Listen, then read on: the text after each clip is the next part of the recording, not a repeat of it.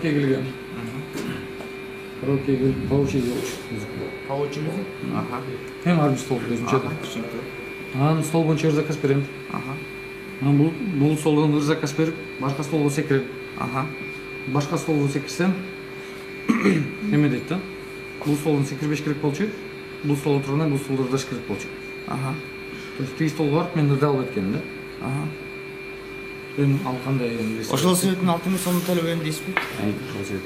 Жок, бул байкайсы ырдап атта ырына эметип атат.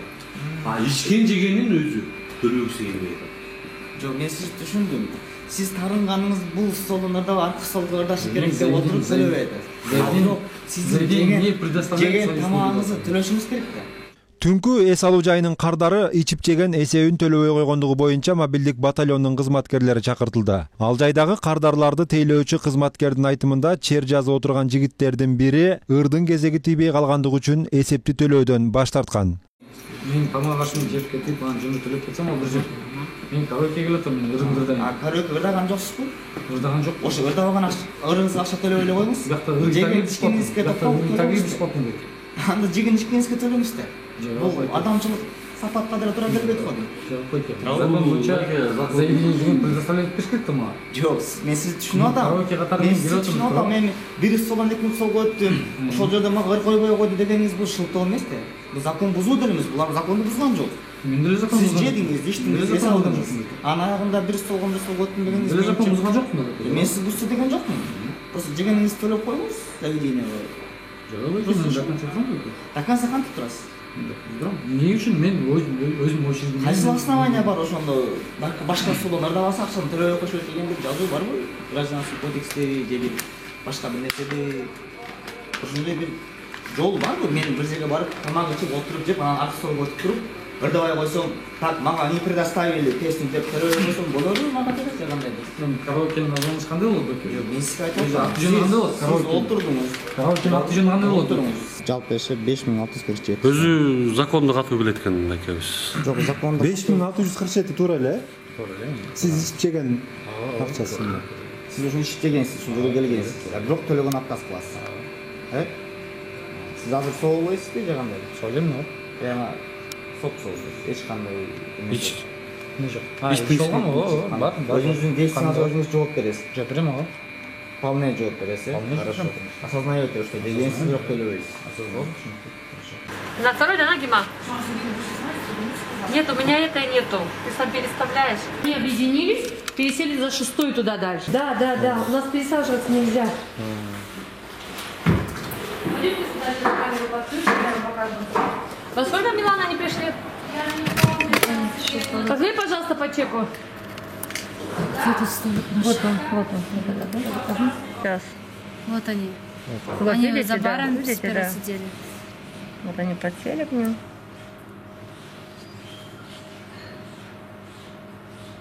Эсепти төлөбөй аткан кайсынысы? Жана сиз менен сүрүп аткан кайсы болчу? Көңүл ачуучу жайга орнотулган видеокамераларга байкоо салганыбызда алгач эки жигит достор отурган столго келип отурушуп, ал жайдан ырга буйрутма берип, кийинчерээк башка орунга которулуп отуруп алышкандыктары көрүнүп турат. Ал убактарда орундуктарга карата берилчү ырдын кезеги кардарларга катар сандар боюнча сунушталып, алар отурган столдон өтүп кеткен. Кийинчерээк ал кардар менин укугумду буздуңар деген шылтоо менен эсепти төлөбөйм деп кечирленип баштайт. Өзүк тастыруу документиңиз барбы жаныңызда? Бар. Бербейсизби мен текшерейин? Сизге ким экенин билишти.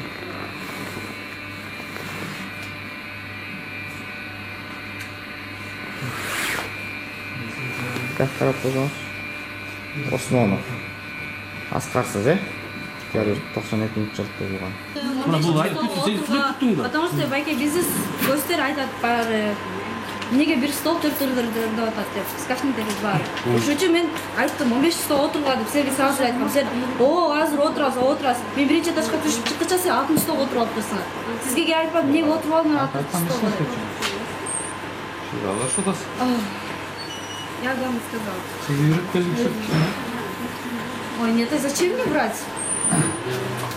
Көрдүңбү эми өзүң авторитетин жигиттиги намысын түшүрүп атасың.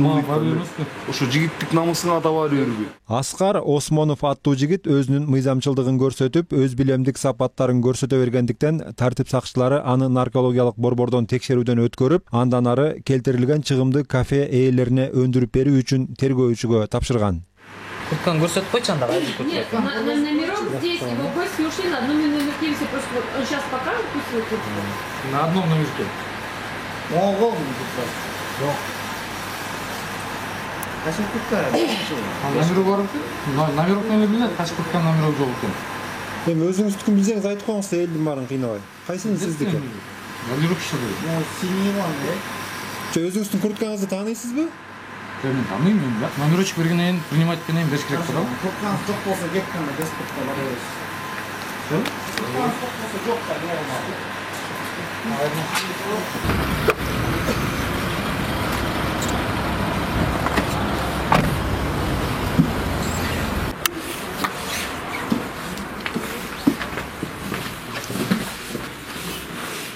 Две минуты дуйте, чтобы вода в пробирку вылетала.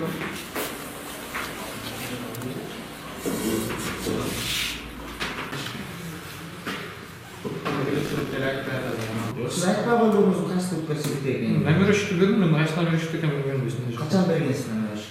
Камерада бар да канчада алган. Жок, мен келгенде берген жоксуз да, туурабы? Ага чейин камерада түштү да. Сиз өзүңүз таанып деле алсаңыз болот эле да. Бердим, ошто. Не деп бербей коюш? Бербей тутканыңызды деди.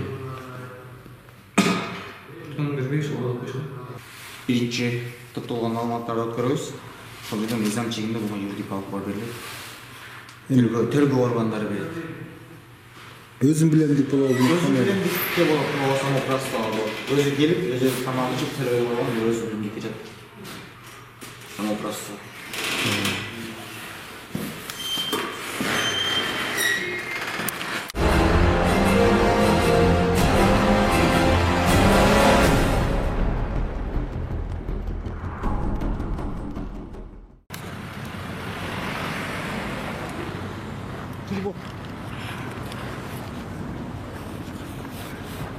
Кыш менен өзүн өлтүрүп аткан, тез качып кетип болсом сени да өлтүрөм деген. Бул келин түн жарымда күйөөсүнүн зомбулугунан көчөгө качып чыгып, кокусунан жолугуп калган тартип сакчыларына арыз муңун айтып берүүдө. Айтымында мындан бир аз мурдараак деле жарандык никеде жашап жүргөн күйөөсү мас абалында келип коркутуп, өз өмүрүнө кол салууга аракеттениптер. Атың ким? Нуралы канчанчы кыз? 95. Не болду? Эчтеке болгон жок байке. Жашооңузга таарындыңызбы? Жок, таарынган жокмун. Жерге чыксаң? Не, өзүңүз кол салып атасыз. Жок. Жок байке, просто кичине Жакшы.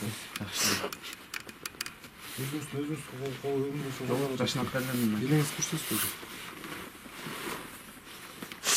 Жашынап калдым байке. Не болду эле чоңуз айтчы. Эчтеке болгон жок.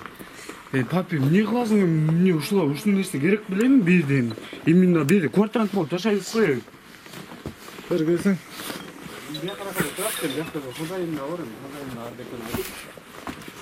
Жок, байке, мен жакшы эле бардым. Алло. Жактан качып койбойт. Мен сага баары зайлы жазам мен. Сен эчтеке деп эле, мен эчтеке өзүмдү өзүм өлтүрөйүн деген жокмун да. Жок, кайсы немен чыкты? Айтып берчи. Жок, мындай кыш менен кыш менен өзүмдү ургулуп атканда. Каяка ургулуп эле? Каяка ургулуп эле? Касын өлөмдөппү? Жок. Мен столдун немесинин астында кыш бар болчу, кыш жеп. Көрсөтпөйсүз.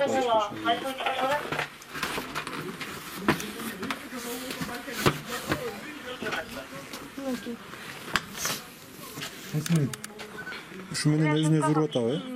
Башка уруп атабы? Семейный сказал, муж буянит. Нормально эле байке, мен эчтеке болгон жокмун байке, мына. Башым жаш-жашнакай эле турат, мен эчтеке болгон жокмун. Мына. Бул чоң кызчы, такси менен барат Роодага. Бизге жолдон кайрылды. Всё, папи. Жөн эле эметели. Өлөт тоотот. Өлбөйм мен байке, мен өзүмдүн жашоом ал өзүнчө кыла берем. Мына байке. Жашынакай эле байке мен эчтеке болгон жокмун байке.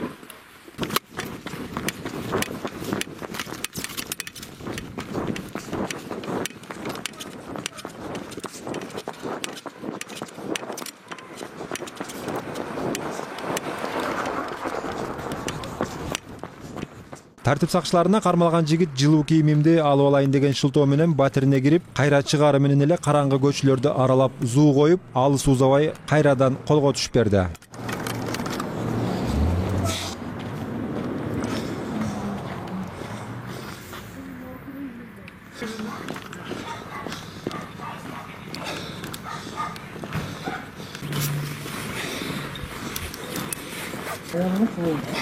Аялы бизге кайрылып кой. Апам орун берди мен. Атенин орун берди. Токтоп эле бизге түшүндүрбөйсүңбү эмне? Тыныч. Бала кет качмак. Не иштиң эле?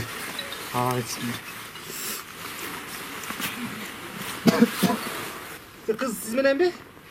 Туруп турсаң бош жерде. Кир.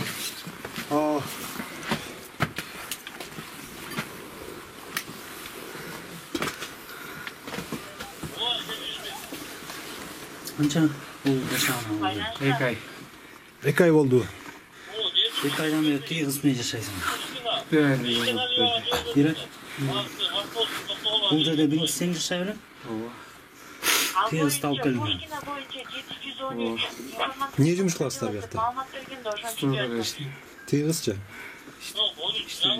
Качадан бери таанышады менен? Таанышсыз. 4 ай. Никогда жок. Кыз айтат да өзү коркутуп зордоп эле жашап жүрөт деп. Анда кыз карайлы, Кызга баралы. Ушул жерде жашайт экенсиз, жүрүмсүн дешкен. Сул арак сиз иштиңиз беле?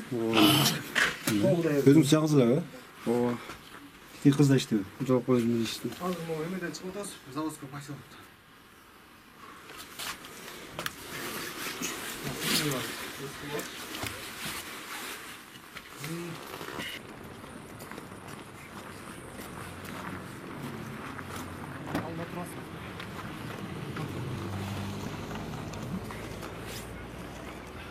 Өзүнүн чогуу жашап жүргөн никесиз күйөөсү өзүнүн өмүрүнө кол салып жатат деген бизге бир маалымат берди. Биз барган учурда ошол маалымат такталып кыз бала бизди көргөндө эле өзүнүн алгач эле 1 чакырым алыстыкка чейин качты.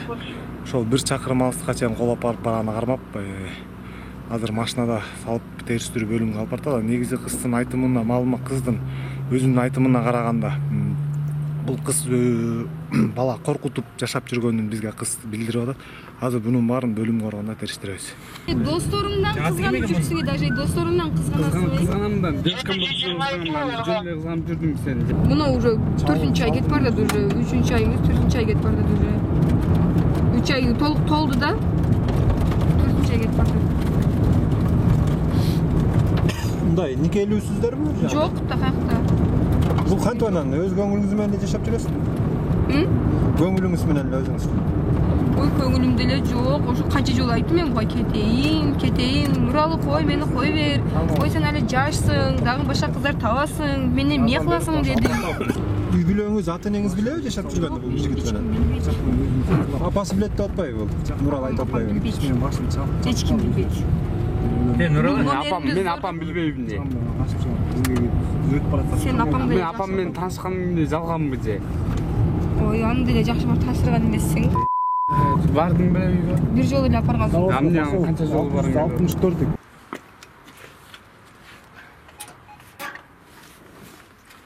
Убактылуу жашаган жубайлардын чыры иликтенүү үчүн андан ары милиция бөлүмүнө жеткирилип, тергөөчүнүн көзөмөлүнө өткөрүлүп берилген. Жок эби. Эмне болуп кесилди эле бул? Кичинекейимде болгон. Кандай кестиң? Атайын кестиңиз беле? Ооба. Жашаган. Мен заводскойдо эле жазамбы? Бишкек шаары.